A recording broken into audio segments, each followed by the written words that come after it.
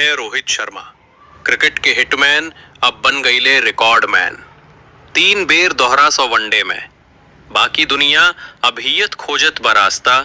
ओकरी बल्ला बोले दुनिया सुनेला कहानी जिसन त्रास्ता।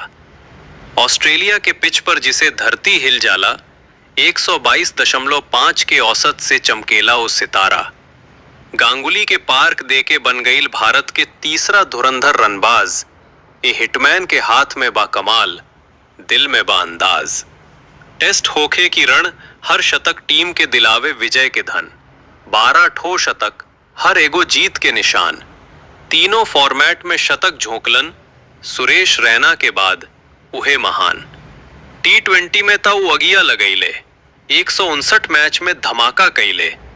हर बार बल्ला उठावेलन, मैदान गरम हो जाला। रोहित जहां खड़ा होके वहां जोश उतर जाला। हमर अभिमान।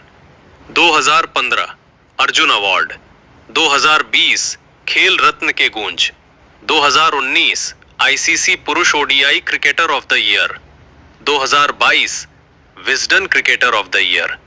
हर बरिस नया मुकाम, नया सम्मान। ओ बल्ला से ना बोले बस रन, बोले जज्बा, बोले कहानी। ई हिटमैन ना, इता क्रिकेट के सच्चा शायर। भारत के गौरव रोहित शर्मा।